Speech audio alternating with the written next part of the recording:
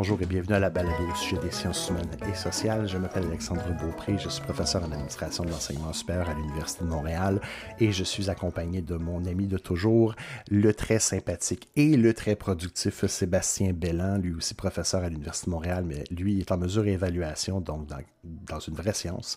Et nous sommes évidemment soutenus et accompagnés, comme toujours, par notre productrice déléguée Emmanuelle Maltais. Aujourd'hui, on va parler de quelque chose d'un peu plus large qu'un simple sujet ou une simple discipline. Et on a passé pas mal de temps à essayer de le circonscrire. Je vous cache rien, l'introduction est enregistrée après l'épisode. Et on avait une bonne idée de là où on s'en allait lorsqu'on a commencé l'enregistrement de l'épisode avec nos invités.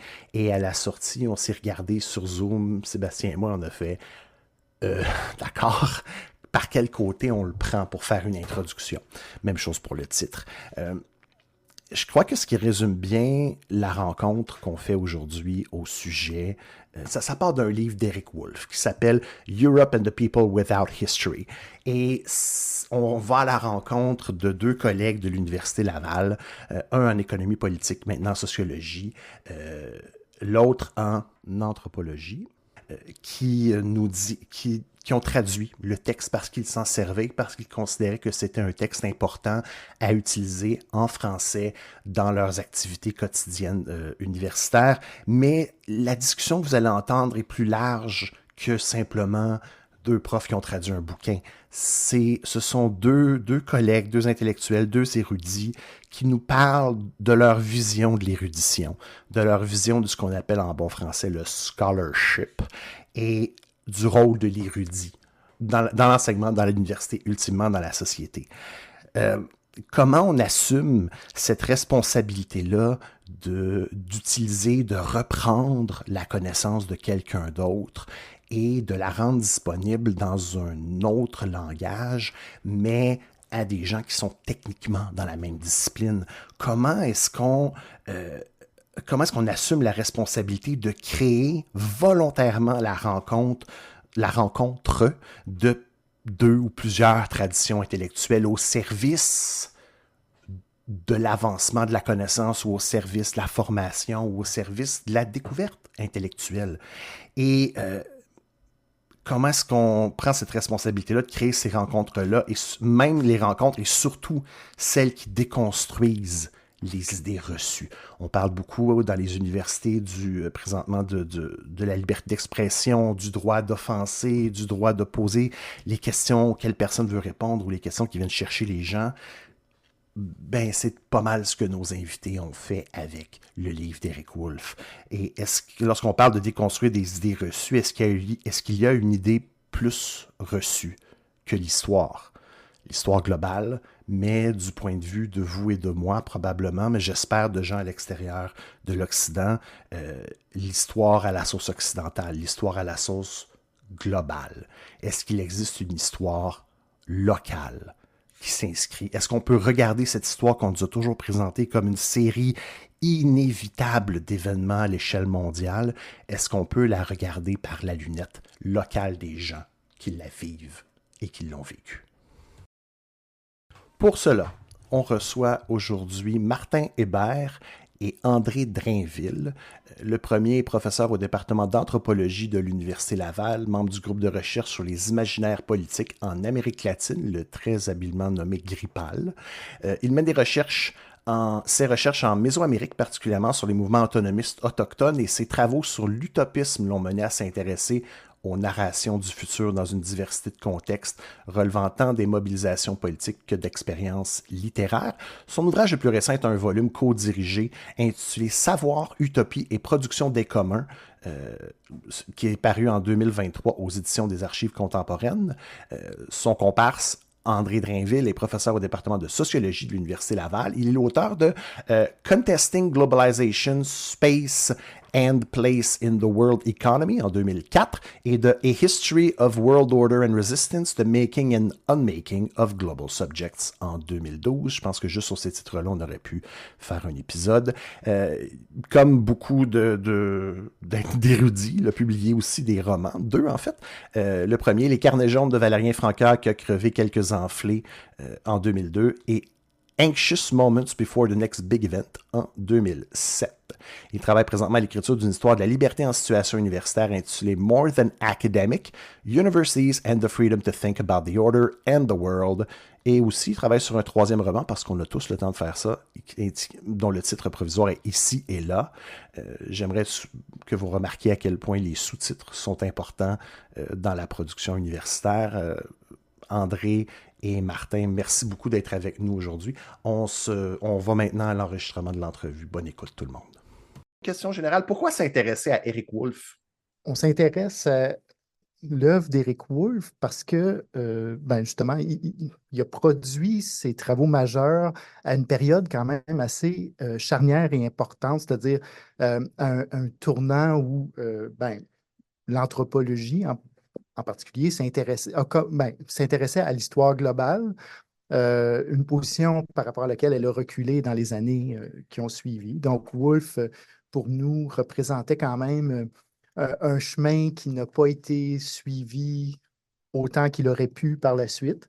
En 2023-2024, il semblait vraiment une bonne idée de le remettre à l'avant-plan, de rappeler ce projet intégrateur, justement, qui va au-delà des disciplines, au-delà euh, des perspectives particularistes, là, et d'essayer de reficeler plein de bouts de connaissances locales, ethnographiques dont on dispose dans un récit. Donc, essentiellement, un récit qui, dans le livre de Woolf en particulier, va du début du 15e siècle jusqu'à la révolution industrielle, là.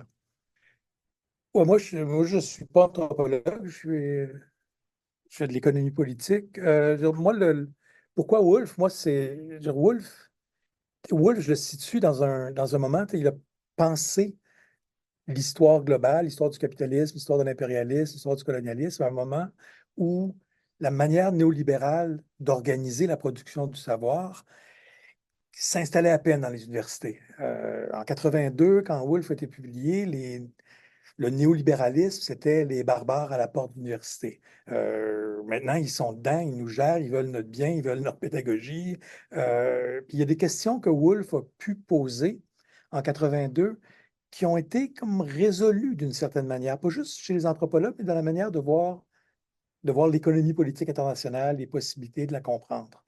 Puis ces questions-là qui étaient ouvertes pour Wolf, une manière de faire qui était vivante, ces questions-là ont été résolues d'une certaine manière, ont été bouchées. Les avenues qu'on pouvait explorer à partir de ces questions-là étaient un peu bouchées.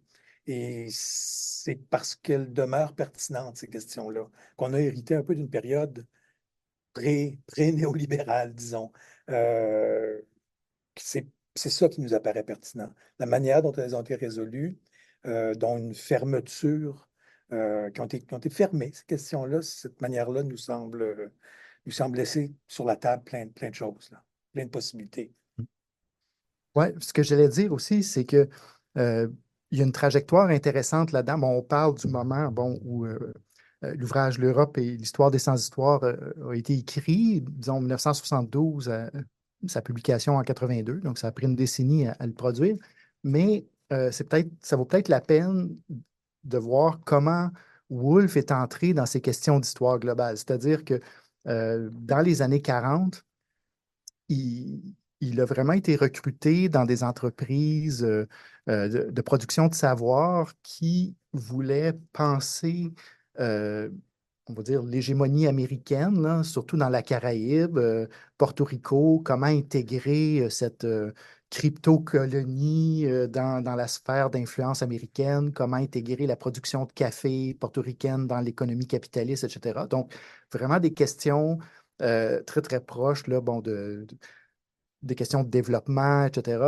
Et Wolf et ses collaborateurs vont tordre cette question-là et dire, ben, finalement, notre travail ne servira pas à assimiler Porto Rico à l'économie mondiale, mais plutôt à vous montrer pourquoi il résiste à ça. Et donc, ils ont vraiment contribué beaucoup à retourner vraiment ces grands projets d'anthropologie du développement, ces grands projets de développement à point, euh, en réflexion sur la résistance, sur la différence à l'intérieur de l'économie monde et surtout ben, montrer qu'on peut être interconnecté d'autres manières que simplement par des transactions économiques, là. Puis, si je peux dire, Wolf, il fait à un moment, Martin parle de résistance. C'est un concept qui est devenu un peu tellement à la mode qu'on a l'impression qu'il n'y a pas grand-chose qui n'est pas de la résistance, là. Mais Wolf était dans une conjoncture historique où le sens qu'on faisait du monde et l'histoire du monde semblait en jeu d'une certaine manière. Euh, à la fois en périphérie de l'économie mondiale, au centre, dans les rapports organisés de genre, des rapports de classe, des rapports interétatiques dans le système monde en général. Wolf participait activement à ça, au teach-in à l'université contre la guerre du Vietnam. Il était partie prenante de ça. C'est comme un prolongement de son livre, de son engagement intellectuel dans le monde. Et la période dans laquelle on vit elle est pas complètement différente de la période dans laquelle Woolf écrit, là. Ça aussi, ça participe à la pertinence de son travail, là. Des choses sont mises sur la table, des possibilités sont ouvertes, des questions sont soulevées en en relation avec les étudiants, en relation avec les mouvements de résistance. C'est un terme qui est à la fois que j'hésite à utiliser, que j'utilise dans mes cours, parce que tout le monde sait c'est quoi, mais plus on s'en approche, moins on a l'impression de saisir ce que le concept peut nous faire comprendre, là. Vous avez décidé de traduire Europe and the People Without History. Puis pourquoi vous avez pris cette décision-là? Puis évidemment, ça pose la question. Vous l'avez probablement fait pour des raisons pragmatiques, donc d'intérêt, d'actualité. Donc j'aimerais que vous nous expliquiez un peu votre démarche autour de l'idée de le traduire, puis pourquoi vous pensez que le lectorat d'aujourd'hui y voit un intérêt ou peut y percevoir un intérêt. Ben, la démarche n'a pas été très longue, là. C'est pas une demande de subvention. En fait, j'ai carrément écrit à Martin, old style, là, avec un courrier électronique, probablement, je me souviens pas, c'était comme les vieux profs, là, encore au courrier électronique, puis il dit, as-tu le PDF du chapitre 2 parce que je veux le présenter à mes étudiants demain? Martin m'a répondu que ça n'avait jamais été traduit, puis ça n'a pas de crise d'allure de ne pas traduire un livre comme ça, c'est-à-dire qu'il pose des questions si importantes. Et ce soir-là, je pense qu'en 20 minutes, on avait un contrat moral entre nous deux. Ça n'a pas d'allure, on le traduit. Le lendemain, j'écrivais à l'Université de Californie pour voir s'il était possible d'avoir les droits. Ça s'est réglé en rien, là. En aucun temps. C'est un engagement qu'on a pris et qui a engagé, c'est un vrai engagement, là. Puis là, et la mesure de notre liberté comme prof, là, ça, c'est de la liberté, là. Pendant 3, 4 ans, on s'est assigné à la tâche, mais je veux dire, quelle belle tâche là, pour deux profs de travailler un livre comme ça, sans aucune contrainte. S'il y avait des termes qui posaient problème, là où personne n'aurait regardé, des thèmes qui posaient problème, est-ce qu'on glisse par-dessus ou est-ce qu'on rentre dedans, honnêtement? Est-ce qu'on se paye la traite, puis on rentre dedans, on se perd dans les dédales de ce livre-là, on se pose des questions sur la traduction, mais sur le sens des mots qu'utilise. Et quelques années après, quand le livre eut été à peu près prêt, on avait contacté Éco-Société, puis qui ont mis des ressources là-dedans, puis le livre s'est produit comme ça, comme si on était des intellectuels travaillant sur un autre intellectuel et proposant à nos étudiants, au lectorat large, faisant une proposition de comprendre le monde, de manière de comprendre le monde. Donc, ça s'est fait d'une manière qui est à la fois très universitaire, c'est millénaire comme manière de fonctionner, et c'est de plus en plus rare à l'université. On n'a pas travaillé comme équipe de recherche, on n'a pas travaillé comme pas de subvention, pas de grosses patentes. On a travaillé parce que c'était plaisant, parce qu'on avait du gros fun sale à faire ça, là. Le genre de truc que tu te fais un doctorat, puis tu te dis, ouais, si je passe 1 an, 2 ans à faire ça, là, j'aurais compris quelque chose. J'avais vraiment le plaisir de faire ça. On a commencé une autre traduction, là, juste parce que c'est trop le fun, là. As-tu un exemple d'un terme c'est quelque chose, en fait, derrière le rideau que les gens voient mal. Moi, mon baccalauréat est en traduction, fait qu'on a quand même eu déjà des discussions là-dessus sur des questions de terminologie ou des questions d'équivalence. Est-ce qu'il y a un terme où vous vous souvenez que vous êtes assis tous les deux avec des perspectives complètement différentes sur la façon de le traiter? Ou un terme qui vous a donné plus de troubles qu'un autre? Euh, Oui, ben, ça a été un débat ou des débats constants et des discussions constantes. Ce qu'il faut voir, c'est que dans ce livre-là, je vais répondre par une négative, c'est-à-dire, dans ce livre-là, Woolf a une approche très particulière au vocabulaire théorique de son époque, bon, qui est resté jusqu'à aujourd'hui, euh, en ne voulant pas s'engager dans des débats trop pointus, trop, disons, sémantiques, etc. Donc, il y a certains termes auxquels volontairement il ne touche pas et ils sont, bon, c'est le genre de terme qui apparaîtrait partout dans un ouvrage d'histoire globale comme celui-là. Par exemple, le terme d'articulation. Il y a la vieille bon, question de l'articulation des modes de production, là. Woolf, en fait, toutes ces assises théoriques refusent cette idée-là de système réifié, on va dire, qui serait articulé. Donc, il dit non, ce n'est pas deux objets précis qui s'articulent, c'est deux systèmes de relations qui entrent en relation. Donc, il parle beaucoup de relations. Donc, il fallait apprendre à parler de choses qui nous sont familières dans des vocabulaires qu'on a appris depuis longtemps sans utiliser un certain nombre de mots-clés.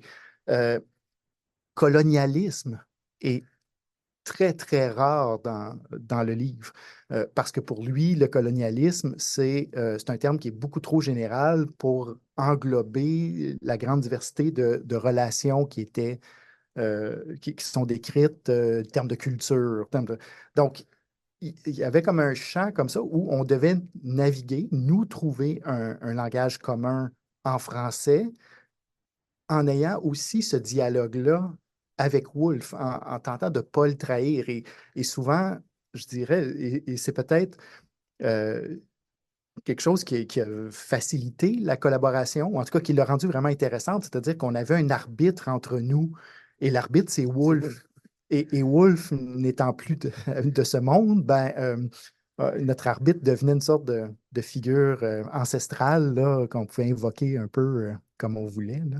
Puis on en est venu à s'entendre sur la manière la plus Woolf possible de travailler. C'est ce qu'on a une petite note en bas de page. Puis une fois que cette figure-là de référence était établie, parce qu'on était coincé entre la fidélité au texte, la fidélité au lecteur, la relation que Woolf avait avec ses lecteurs. Puis il s'en est écrit des livres sur l'histoire de l'économie mondiale depuis 40 ans, là. Il s'en est écrit à la tonne. Comment entretenir vivante une relation que Woolf a établie avec un lectorat qui n'a pas été nourri de 40 ans de production sur l'histoire de l'économie mondiale. Donc, on était souvent comme en traduction. Je n'ai pas de bac en traduction, je sais pas mais j'ai traduit. On m'a traduit en français même. Mon premier roman a été traduit de l'anglais vers le français, ce qui est toujours une expérience un peu particulière. Pas toujours, mais ce qui était une expérience pour moi particulière. Toujours, j'ai pas l'impression. Mais on était dans cette position, je comprends, qui est celle du traducteur ou de la traductrice, d'une position mitoyenne, là. Et on l'a réglé, Martin a raison, on l'a réglé en fixant la figure de Woolf, la manière la plus simple possible. Les mots interrompent pas le récit. J'aimerais qu'on revienne sur la question donc du pourquoi ce livre-là maintenant. La question de la résistance, évidemment, je pense, est plus d'actualité que jamais. Là, on le voit avec les manifestations sur les campus universitaires. Mais pour les gens qui voudraient lire, donc, Woolf, donc, pourquoi aujourd'hui Woolf est plus pertinent que jamais? Ben, premièrement, c'est qu'il propose une synthèse. Les travaux de synthèse, bon, André l'a dit, bon, il y a beaucoup de textes sur l'économie mondiale, l'économie globale qui se sont écrits. Bon, il y a plein de synthèses historiques qui apparaissent, mais Woolf nous montre un chemin particulier de la synthèse, je pense, qui mérite tout à fait d'être redécouvert et remis de l'avant. C'est-à-dire, pour lui, l'histoire du monde, c'est une histoire de connexion entre des localités. Hein, c'est le vieil adage où tout est local. Ben, Woolf réussit à nous raconter une histoire du monde où tout est local. On ne parle pas de commerce transatlantique, on parle des points névralgiques de ce commerce-là. Qu'est-ce qui se passait à chaque localité qui était propriétaire des bateaux, où est-ce que bon, ce commerce-là aboutissait, etc. Donc, c'est une histoire très minutieuse. Et bon, le livre fait quelque chose comme 576 pages. C'est un vrai tour de force de raconter l'histoire globale sur 500 ans euh, à partir de données éminemment ethnographiques et locales, parce que donc, il y a ici une question de style, une manière, pas juste de penser l'histoire globale, mais de penser les connexions qu'on a entre nous. Puis encore aujourd'hui, ces connexions-là, on les pense beaucoup à travers des abstractions tout le temps, des groupes ethniques, des classes, des rapports de genre, des rapports de... et Wolff nous dit, ben, la base empirique de tout ça, c'est des connexions entre des personnes. C'est juste que notre cerveau n'est pas capable de concevoir des connexions entre 8 milliards de personnes, mais si on faisait bien notre travail, c'est ce qu'on ferait. La bourse de New York est une localité. Les gens qui travaillent là c'est des personnes, il y a une connexion, etc. Donc, il nous esquisse cette vision-là, je pense, qui abolit les frontières d'une certaine façon, mais sans les nier, à montrer, ben oui, la frontière joue un rôle, mais ce sont des personnes qui négocient, qui font de la contrebande, qui passent pas, etc. Donc, sur tous les thèmes, il montre la complexité, mais sans nous perdre dans une œuvre qui aurait pu faire 10 000 pages. Puis, tu sais, tu évoques les mouvements étudiants. Bon, on enregistre dans un contexte assez particulier, là. À McGill, à l'UQAM, ce matin, je veux dire, encore à Columbia, dans certaines universités, surtout sur la côte ouest ces jours-ci, à Amsterdam, à Leiden, aux Pays-Bas. Et puis quand Martin parle d'un rapport, c'est que Woolf permet un rapport non aliéné à l'histoire, un rapport comme qu'on est dans l'histoire comme des êtres humains parmi les êtres humains, qu'on n'est pas dans l'histoire comme des choses de pays, comme des choses de... Tu sais, puis souvent, moi, les mouvements étudiants, disons, globaux, c'est une des choses qui m'intéresse. La transnationalité en général m'intéresse, mais les mouvements étudiants, tu sais, quand on regarde, tu sais, dans les années 60, les mouvements des années 60, fin des années 60, il y a tu sais, les euphémismes, puis les espèces de pseudo-concepts avec lesquels on comprend ce qui s'est passé, on comprend le lien avec, tu sais, entre, je sais pas, mai 68 à Paris, puis juin 68 à Dakar, puis ce qui se passe à Mexico, puis ce qui se passe, tu sais, on n'a pas les mots pour ça. On n'a pas le sens de l'histoire. On parle tu sais, des euphémismes vraiment aliénants, là. C'est une vague de mouvements étudiants. Euh, comme s'il y avait comme un courant de fond, là, puis les étudiants, c'était juste des petites choses qui flottaient à la surface de l'histoire, puis qui n'étaient pas présents dans leur propre histoire. Ils sont charriés par une histoire qui les dépasse. Puis quand la vague est passée, ben, ils ne sont plus dans l'histoire. Puis là, fait que là, ces jours-ci, on entend beaucoup ces références-là à la vague de 68, où on pense par analogie. Tu sais, on pense, ce qui se passe à Québec, c'est, je ne sais pas, 2012, c'est l'expression de la rue arabe. Tu sais, s'il y a un truc qui est comme méprisant puis raciste, c'est bien le terme rue arabe. Puis là, on l'importe pour nous expliquer notre histoire à nous-mêmes. On est comme dans la rue arabe. Ben, c'est une expression méprisante, condescendante. Donc, c'est difficile d'accepter. Et Wolf est très bon pour ça. Il y a une espèce de délicatesse que moi, j'apprends, puis c'est pas juste parce que Martin est à côté de moi, j'apprends à reconnaître comme une délicatesse d'anthropologue. Mais tu sais, c'est un anthropologue qui veut pas trahir le côté contingent, spécifique, situé des choses, mais qui veut comprendre cette contingence-là dans un contexte dans un contexte que la contingence participe à faire, que la localité participe à faire, mais qu'elle ne définit pas complètement. On se situe dans une histoire et c'est ça être un être humain. On se situe dans une histoire qui nous dépasse. Fait que la pertinence de Woolf, elle est là. Et moi, je connais beaucoup Martin aussi, tous les gens qui sont dans notre position, on en connaît des livres qui ont été écrits plus récemment sur l'histoire du monde, il y en a. Et Woolf est remarquable pour présenter cette synthèse-là, présenter un propos cohérent, mais non réducteur, non aliéné. Donc, on rentre dans une histoire qui est... Quand est-ce qu'on comprend l'histoire du Québec comme faisant partie de l'histoire du monde? Quand est-ce qu'on voit le caractère contemporain de ce qui se passe au Québec avec, je sais pas, les patriotes et les soulèvements d'esclaves dans les Caraïbes? Euh, on ne fait pas ça. Pourtant, on la sent. Il y a des moments où on la sent. Puis on sent que ce qui se passe ailleurs, on a un sens subjectif, que ce qui se passe ailleurs est présent ici. On l'avait dans certains moments, on l'a certainement présentement, il y a un sens du contexte, mais global des Mhm. choses. Puis cette globalité-là n'est pas une chose extérieure à nous, là. Ouais. On revient beaucoup depuis le début sur la question du langage que Woolf utilise. Est-ce que ça fait partie, on parle souvent, lorsqu'on parle de l'Occident versus le reste du monde, ou de les gagnants écrivent l'histoire, ou de ces espèces de grilles-là qui font que même les personnes les mieux attentionnées en Occident, on est tributaire de l'histoire qui nous est présentée. Et à la fin du secondaire 5, on a pas mal cette grille-là qui est établie. Comment est-ce qu'on fait pour aller voir quelqu'un qui n'est pas un intellectuel, pas un universitaire, pas quelqu'un qui est conscient de ces mouvements-là, et de lui présenter la perspective de Woolf sans que la personne se perde et dise, et que ça fasse une espèce de choc cognitif qui fasse que la personne se dégage en disant comme vous me présentez des faits alternatifs. Ou comment est-ce qu'on fait pour amener cette perspective-là de Woolf à des gens qui, très gentiment, sans aucune mauvaise foi, ont été habitués à voir l'histoire par certaines grilles qui sont.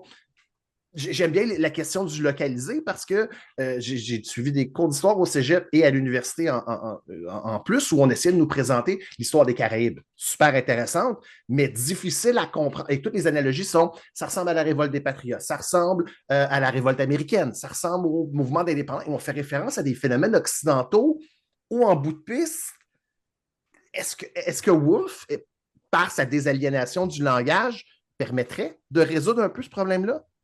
Oui, en fait, il amorce son livre sur cette note-là, c'est-à-dire il y a quelque chose à briser, en fait, en anthropologie, on dit à dénaturaliser. Donc, il commence par faire une sorte de travail de déconstruction de ça. Puis, bon, évidemment, il écrit à partir du contexte des États-Unis et pour avoir enseigné là-bas, les cours d'histoire qui sont présentés, même au niveau universitaire, ont toujours cette vision-là d'un caractère inévitable. Euh, Littéralement, dans un collège où j'étais, euh, la question centrale du cours d'Histoire 101, c'était pourquoi l'Occident? Pourquoi l'Occident a triomphé? Pourquoi c'est l'Occident qui s'est étendu sur la planète et pas le reste de la planète, etc., It etc. was inevitable. On y va vers du Jared Diamond qui présente. Oui. Ouais, OK. Euh, Oh, c'est et intéressant, ça. et d'autant plus aux États-Unis, avec toute l'idée bon, de la destinée manifeste. Bon, c'était inévitable on prenne de l'expansion vers l'Ouest et vers l'Amérique latine. Et là, Wolff commence par une longue section en disant, ben, regardez, cette histoire qu'on nous présente comme inévitable, elle est en fait l'accumulation de plein de jonctions où les choses auraient pu devenir totalement différentes. Et là, ben, il parle bon, euh, du projet littéralement d'État autonome Cascadia, par exemple, qui aurait regroupé l'Oregon, État de Washington, Colombie-Britannique. Donc, il y a un ensemble cohérent là.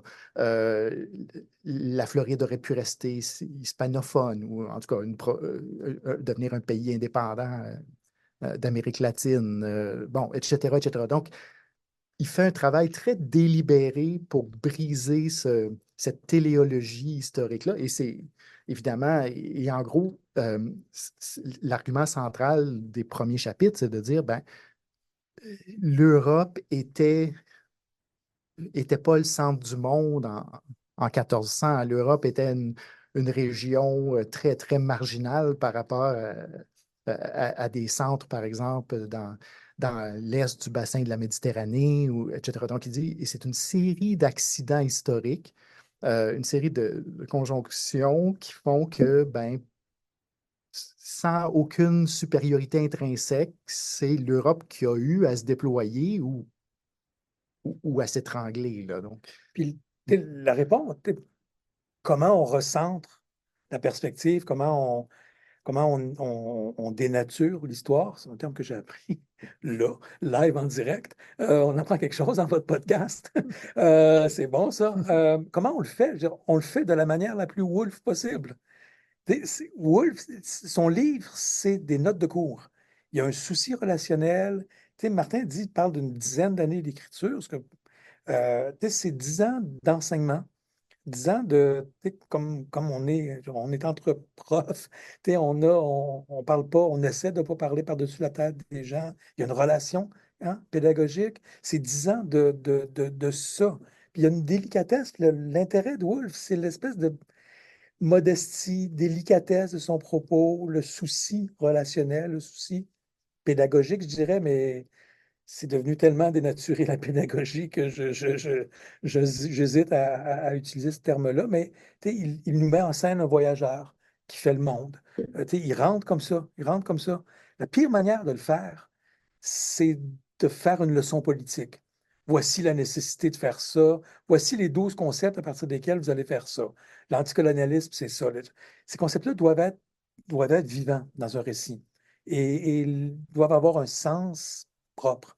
Et c'est l'intérêt de Wolf. Je veux dire, ça se lit, évidemment, tu sais, moi je dis ça se lit comme une histoire, là, mais c'est.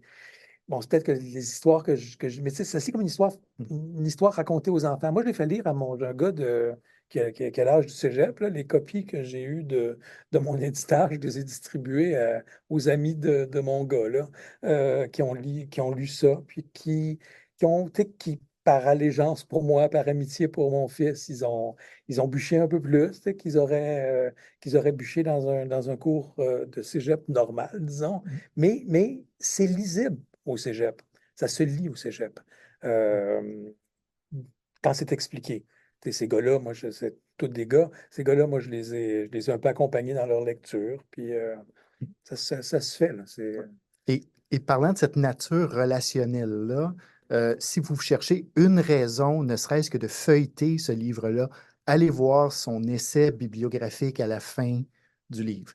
Il y a une bibliographie, mais avant la bibliographie, Woolf, justement, avec cette modestie, avec ce souci du dialogue et de la relationnalité, fait quelque chose de vraiment fascinant où il vous parle de ses sources par chapitre, quelque chose qui pourrait être extrêmement aride et plate, mais comme ça devrait être fait. On ne savait pas que ça devait être fait comme ça, là, mais quand tu le lis, tu te dis c'est comme ça que ça devrait être fait. Il vous raconte son autobiographie intellectuelle. J'ai commencé par lire tel livre, c'est intéressant, je me suis inspiré de ça. Tel autre livre, oui, il est obscur, c'est de 1915, publié dans le bloc de l'Est ou je ne sais pas quoi, en polonais. Mais voici l'intérêt qu'il a. Ça Euh, commence à ressembler aux discussions qu'on a tous, les quatre, comme vous dites, on est quatre profs universitaires autour de la table. Ça ressemble aux discussions que j'ai avec des étudiants dans les cours de lecture individuelle ou même avec les propres étudiants que moi j'encadre. De dire, moi, je travaille sur la gouvernance universitaire. Fait que tu vas commencer par Mintzberg parce que tu vas aller sur Hardy parce que, puis à la fin, je te donne le choix entre ça puis ça. Dis-moi lequel t'aimes mieux pour ton sujet et pourquoi. C'est vrai que c'est rare qu'on voit cette discussion-là écrite. Est-ce que vous autres, ça vous a, je reviens à la question de la traduction, ça vous a-tu aidé à mieux comprendre Woolf comme intellectuel? oui, euh, en tout cas, comme anthropologue, certainement. Euh, moi, c'est-à-dire, moi, ce que ça m'a aidé à comprendre, c'est le rapport de Woolf aux données qu'il utilise. Évidemment, on ne peut pas être spécialiste de l'ensemble du monde.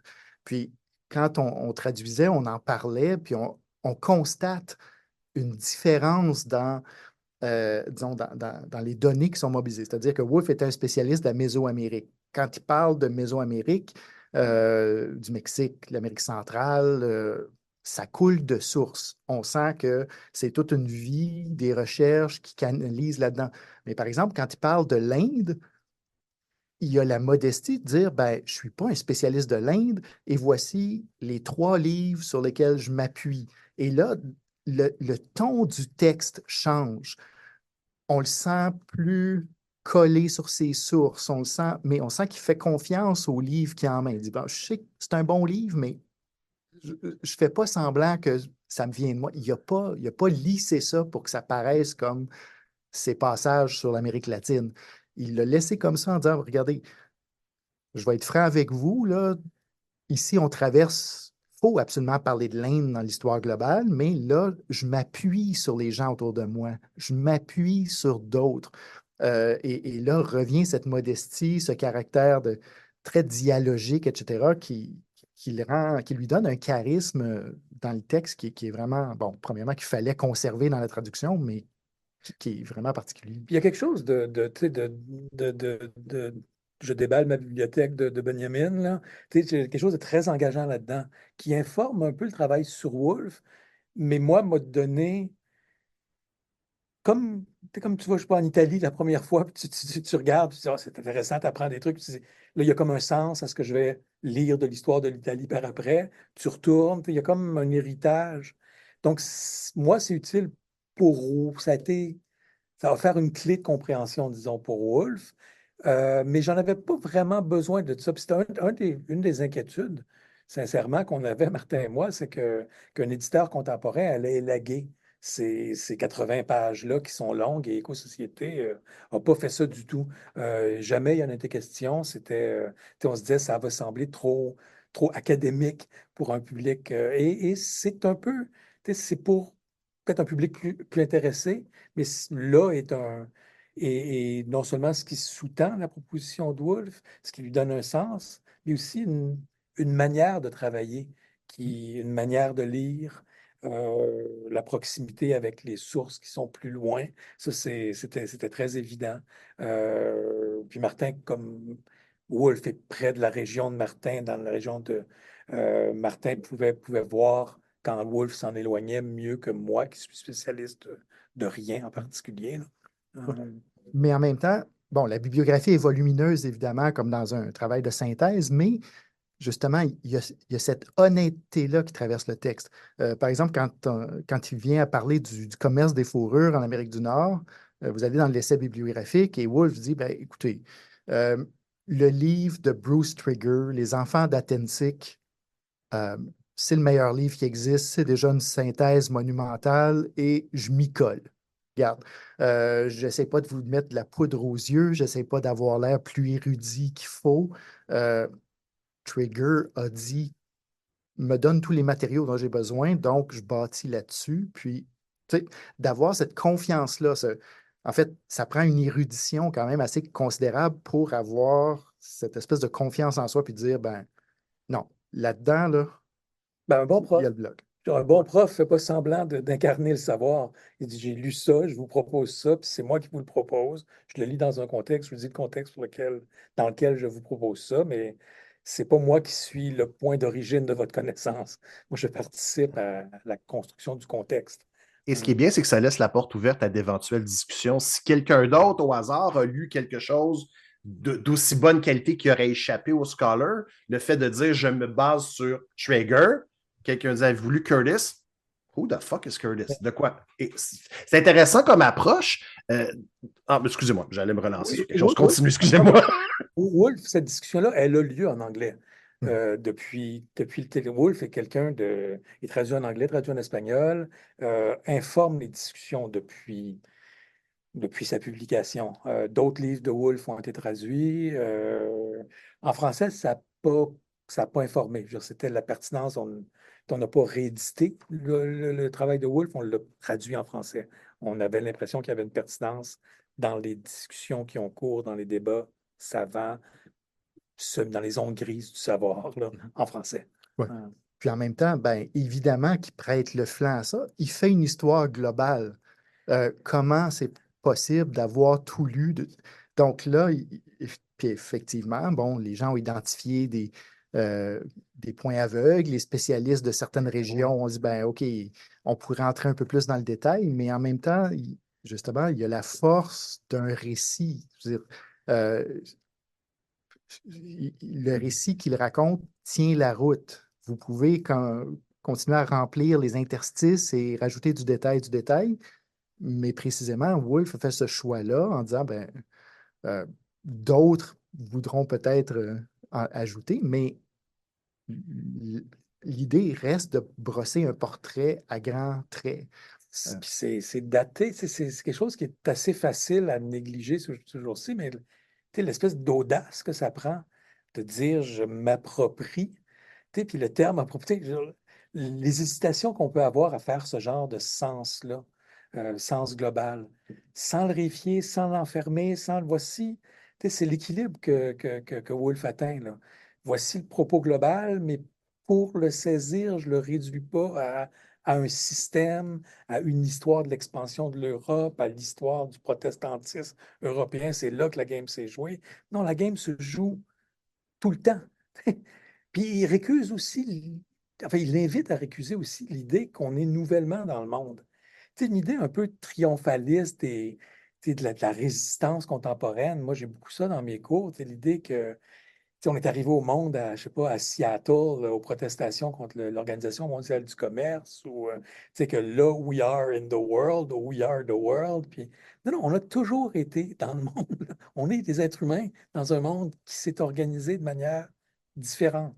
On n'a jamais été exclu du monde, sauf quand on a été exclu du monde. Et ça aussi, c'est une relation. Donc, on n'est pas nouvellement le moment dans lequel on vit, la conjoncture dans laquelle on vit est pas. On n'arrive pas dans le monde, là. On a composé avec les enjeux d'être dans le monde avant. Est-ce que ça s'applique aussi à ce qu'on observe depuis une quinzaine d'années, que les gens disent que c'est rendu le phénomène global de l'espèce de polarisation politique en Occident où on n'a jamais été aussi divisé à l'échelle locale et à l'échelle mondiale? Euh, Ça aussi, ça a déjà fait partie de l'histoire globale? Oui, ben, je pense que un des gros apports de cette approche, disons, micro, de cette approche locale à des questions globales, c'est de montrer justement que euh, il y a toujours de l'ambiguïté et de la complexité. C'est-à-dire, vous parlez du colonialisme, ben, Woolf n'a pas peur de parler des collaborateurs locaux avec le colonialisme. C'est pas vrai que c'est un bloc monolithique de colonisés qui résiste aux colonisateurs. C'est des rapports beaucoup plus complexes que ça. Etc. Donc, la polarisation, si on peut l'appeler comme ça, ben c'est juste finalement un portrait, disons, des rapports politiques vus avec un certain degré de détail, là. Il, il y a beaucoup de cette polarisation-là qui est surdéterminée par un discours qui soustrait certaines personnes à l'histoire, qui les soustrait des responsabilités de l'histoire ou qui les responsabilise face à une histoire, qui réduisent à des positions figées dans le temps et qui jugent la position de l'histoire, qui ne situent pas les positions comme quelque chose de contingent, de changeant, d'ambigu, de toujours ambigu. Si on regarde la montée de l'extrême droite, je veux dire, c'est une position figée dans l'histoire, un refus de certaines histoires. Une situation, Martin faisait référence à la situation américaine, on pourrait parler de situation européenne, des Pays-Bas, de la France, de Milei en Argentine ces jours-ci. C'est le refus absolu de l'histoire. Puis sur la base de ce refus-là, on campe une position. Non, ça ne s'est pas passé. Ça s'est passé. Voici la position indécrottable de l'Amérique. Voici ce qu'on est en Argentine. Voici ce qu'on est en Espagne. Et Wolff, la complexité de laquelle Martin parle, c'est l'espèce de refus de ça, puis de la capacité de situer ça dans une histoire qui reste vivante, qui a été en jeu à plusieurs moments, qui n'est jamais réglée, qui n'est jamais sortie d'elle-même. Les États-Unis ont toujours été dans l'histoire, une histoire qui les dépasse. Il n'y a pas une mission sacrée, il n'y a pas une identité sacrée, il n'y a pas. Et ça, cette idée de te soustraire à la communauté des êtres humains en disant nous, on est sur la colline de laquelle qui éclaire le monde, le mythe fondateur de l'Amérique. Regardez le débat aux États-Unis ces jours-ci sur le projet 16-19, là, Mm. le gros projet 16-19, c'est vraiment, la droite s'est vraiment montée contre ça, là. Le projet qui dit, ben, une nouvelle histoire des États-Unis qui commence non pas à partir du moment où le Mayflower est arrivé, mais à partir du moment où le premier esclave est arrivé, le projet 1619, au centre du Critical Race Theory aux États-Unis. Une proposition de voir l'histoire différemment. Et la droite américaine, en commençant à Ron DeSantis en Floride, a carrément récusé ça. Voici une trahison de l'Amérique. Hein, voici, c'est subversif, cette idée-là. Wolf, je pense, participe à cette subversion-là, de ce refus de particulariser l'histoire, puis de dire elle a un début, un moment, une fin, une identité, une culture, les sociétés comme étant des ensembles fixes, avec des pourtours déterminés, une culture, une histoire.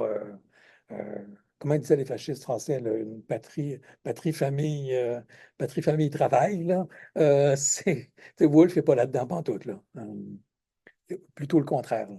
Puis c'est aussi un réfugié du fascisme, là. Il ne faut pas l'oublier. Je vais me permettre d'amener la discussion à un autre endroit parce que vous incarnez quelque chose qui est rare, qui n'est pas assez présent, à mon avis, dans les universités, c'est-à-dire la multidisciplinarité. Donc, André, tu es sociologue, Martin, tu es ethnologue. Moi, j'ai beaucoup aimé lire Naomi Oreskes quand elle nous parle de diversité. Elle nous dit un truc, moi, qui a beaucoup résonné avec moi. La diversité est une force épistémique. Puis j'ai l'impression qu'on nage dans cette diversité-là, cette multidisciplinarité-là avec vous. Vous avez des regards différents pour voir des objets qui sont eux-mêmes très, très complexes. Puis ma question, en fait, est une question très large. Peut-être qu'on va pas pouvoir y répondre, mais je veux qu'on y réfléchisse. Est-ce qu'en sciences humaines et sociales, on peut se passer justement de cette multidisciplinarité-là, un peu comme vous l'avez incarné dans votre travail de traduction, donc à travers le bouquin? Oui.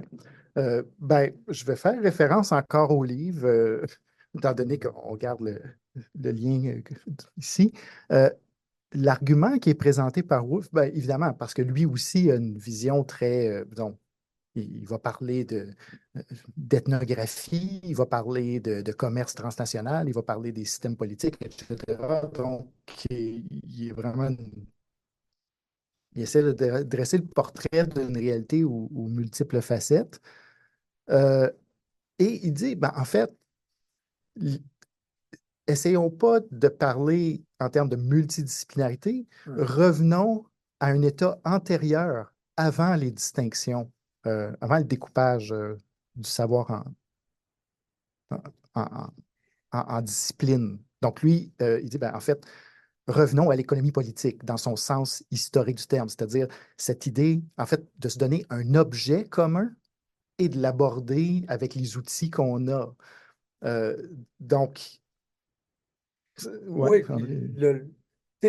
la multidisciplinarité, ça a l'air de l'ouverture, ça a toute l'allure de l'ouverture, puis ça participe peut-être à la fermeture aussi. Wolf fait partie d'une génération qui travaillait un raboutage, un gossage, à l'intérieur, à travers plusieurs disciplines. Wolf faisait de l'économie politique qui n'a pas été instituée en discipline dans la division coloniale des savoirs. Donc, il était entre plusieurs disciplines. Comme moi, je le suis, comme tous les gens qui font de l'économie politique le sont.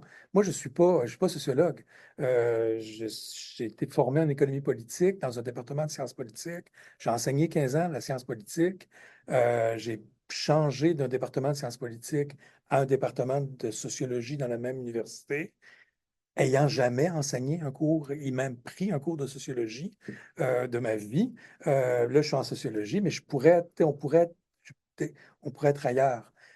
Et cette espèce de raboutage-là, une espèce de rapport vivant entre les disciplines, en fait, c'est peut-être un peu ce que Martin, ce que j'ai compris de Martin, ce rapport, c'est pas qu'il est dans une relation forcée entre des disciplines, c'est pas que l'anthropologie est une chose, la sociologie une autre, puis il y a une manière, il y a un protocole pour les réconcilier les unes aux autres. Il y a un rapport vivant, un rapport qui est assujetti à l'obligation de réfléchir.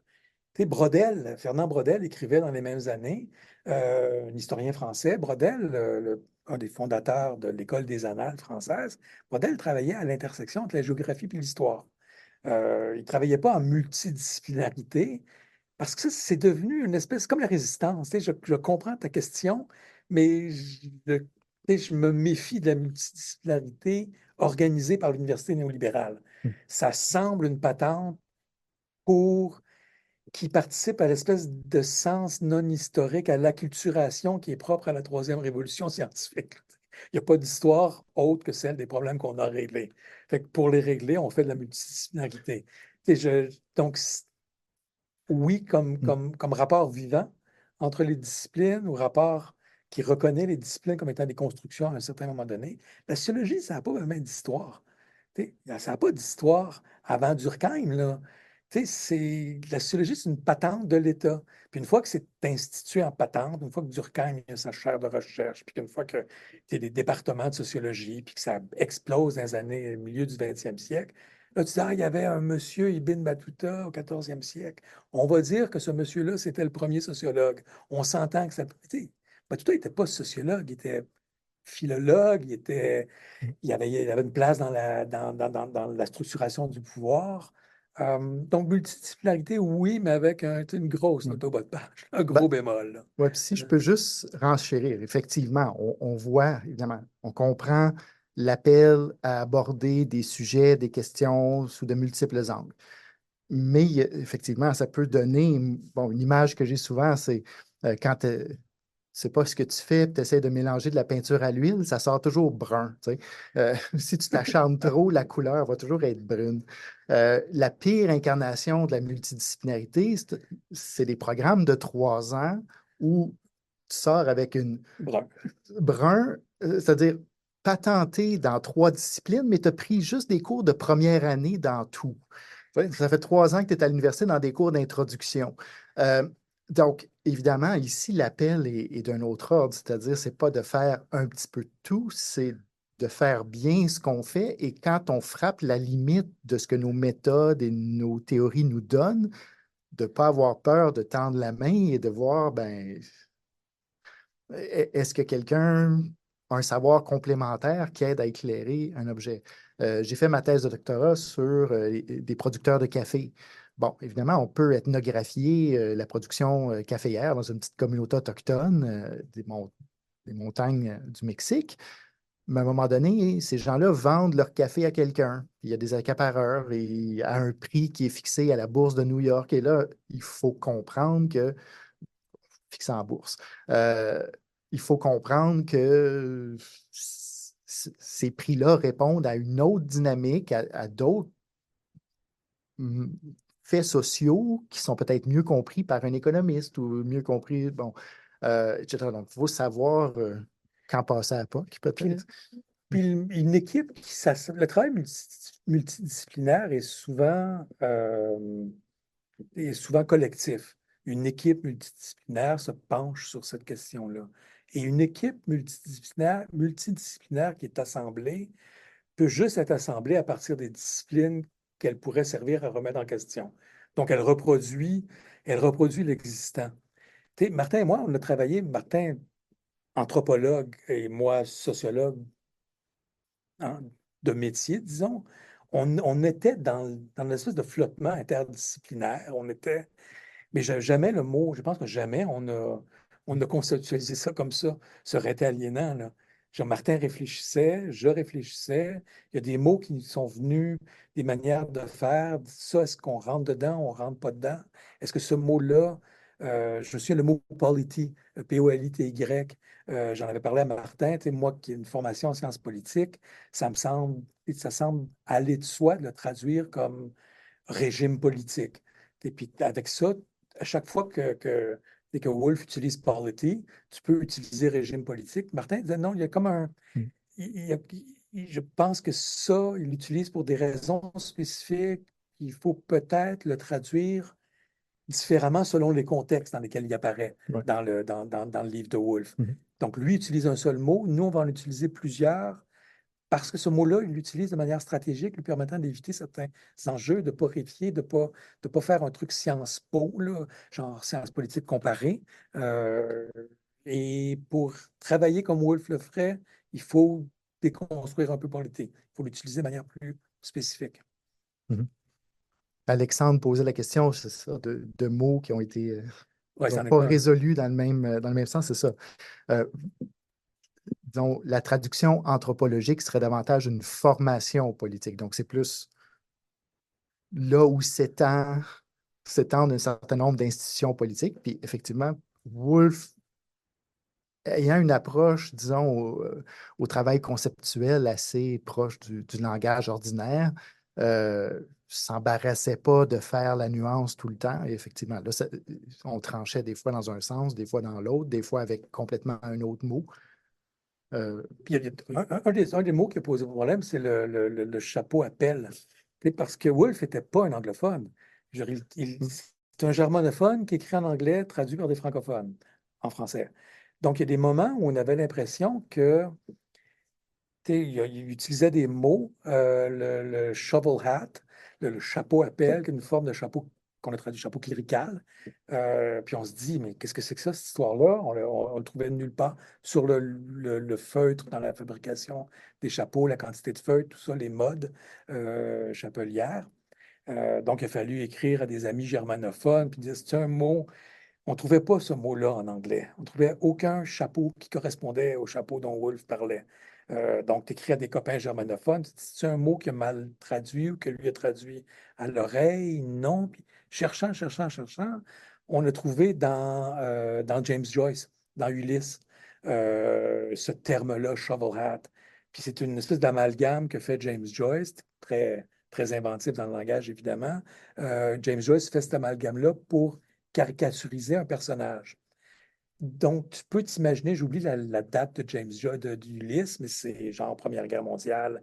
Woolf était un jeune homme quand ça a été publié, il l'a probablement lu à la publication. C'est peut-être ça. Il empruntait peut-être cette caricature-là. Mais le fait qu'on ait un germanophone écrivant en anglais, c'était un autre mot là, sur lequel on s'est arrêté.